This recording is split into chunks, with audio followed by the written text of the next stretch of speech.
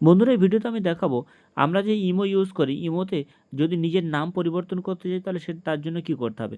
জানতে হলে পুরোপুরি ভিডিওটা দেখবেন, স্কিপ করবে না। চলুন শুরু করা যাক ভিডিওটা। প্রথমে কী করব, এই ইমোর যে অ্যাপস রয়েছে ইমোর অ্যাপসটা ওপেন করব। করার পর দেখুন একদম উপরের দিকে এই যে উপরের যে এরা ছবিটা রয়েছে, এই ছবির এখানে আমি ক্লিক করব। করার পর আমার সঙ্গে সঙ্গে আমার ইমো আইডি, আমার মোবাইল নম্বর এগুলো এসছে এবং আমার নাম এসছে। তো আমি এখন কী করব, এই নামের ওপরেই ক্লিক করব। করার পরে এখানে দেখুন আমার নাম, ইমো আইডিটা এগুলো দিয়েছে, আমি এই নামের উপরে ক্লিক করব। দেখুন এবার আমি কি করব, এখান থেকে এই এডিট অপশান রয়েছে নিচে, এই এডিট অপশানের উপরে ক্লিক করব। করার পর এখানে দেখুন ছবি, ইউজার নেম, এই যে ইউজার নেম রয়েছে এই ইউজার নেমের উপর ক্লিক করব। করার পর আমি এখান থেকে এই নামটা কেটে দেবো, আমি এখান থেকে রাজা লিখে ছেড়ে দেবো, দিয়ে ওকে করে দেবো। দেওয়ার পর দেখুন আমার ইউজার নেম রাজা হয়ে গেছে, সঙ্গে সঙ্গেই নামটা চেঞ্জ হয়ে গেছে।